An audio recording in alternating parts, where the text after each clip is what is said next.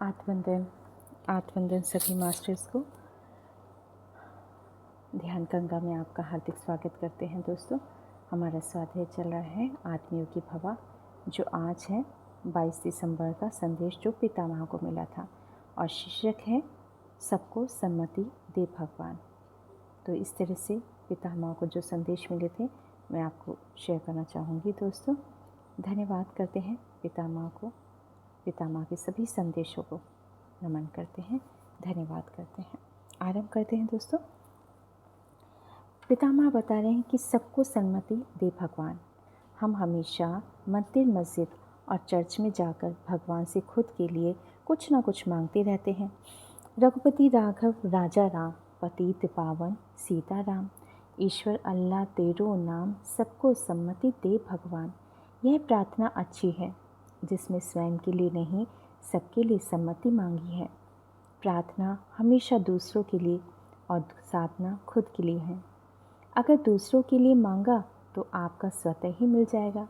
यही रहस्य है, यही हमारे लिए मार्गदर्शक है।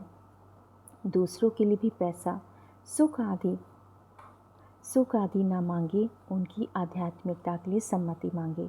माँ भी बिना मांगे बच्चों को खाना नहीं देती, जब मांगोगे तभी मिलेगा। इसी तरह हमारे अंदर की भूख के लिए भी हमें मांगना पड़ता है।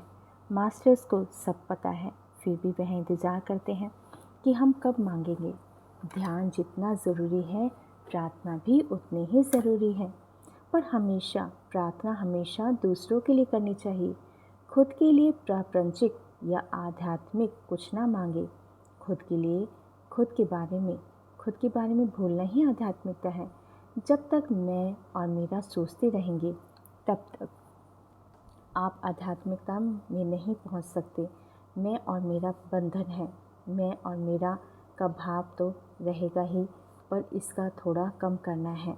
शाश्वत सुख संसार से नहीं, संत बनने से मिलता है।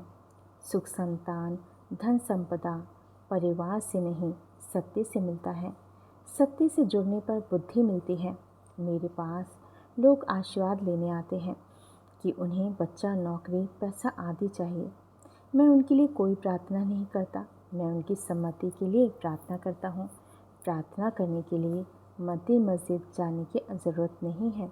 आप जहाँ हैं वहीं प्रार्थना कर सकते हैं। बाइबल में कहा गया है, मांगो और मिलेगा, दरवाज़ा खटखटाओ तो मिलेगा। जो मन में है उसे व्यक्त करना ही प्रार्थना है।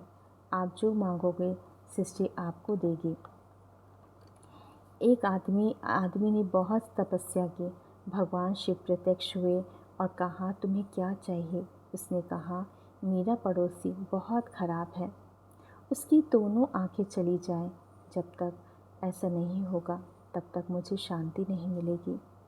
शिव जी ने कहा, तथास्तु। तो पड़ोसी की दोनों आंखें चली गई। कम देवता जानता है कि आप जो मांग रहे हो उसी से मुसीबत में फंस जाओगे। जो भी तप करता है, अपनी शक्ति को बढ़ाकर जो मांगता है, उसे वह मिल जाता है। मरने के बाद जब वह उच्च लोकों में जाता है, तब उसको अपनी गलती का एहसास होता है कि यहाँ हमें अपनी गलतियों का पता नहीं चलता। उच्च लोकों में जाने के बाद जो भी इस जन्म में किया, वह सब हम आकाशिक रिकॉर्ड में देखते हैं। कोई भी मास्टर हमारे निर्णायक नहीं होता, हमें स्वयं ही स्वयं के लिए निर्णायक होते हैं। धरती पर हम दूसरों को जो दर्द देते हैं, वह सब हमें खुद सहना पड़ता है। तब हमें पता चलता है कि हमने दूसरों को कितनी तकलीफ़ दी है। मुर्गा और बकरे को काटने पर वह जितना तड़पता है, वह सारी तड़प महसूस करता है।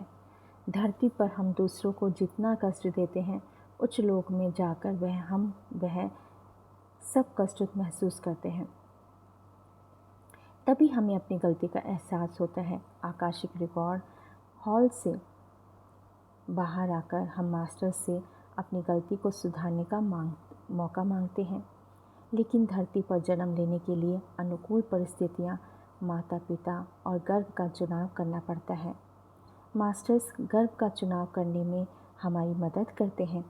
जन्म लेने के लिए हमें कुछ समय इंतज़ार करना पड़ता है।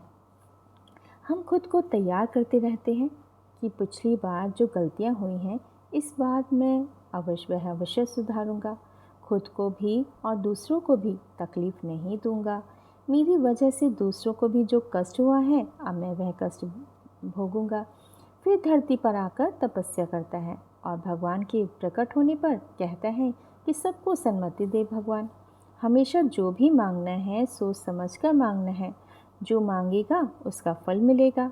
जो दूसरों के लिए प्रार्थना करता है मास्टर्स भी उसकी मदद करने के लिए हमेशा तत्पर रहते हैं। भगवान कौन है?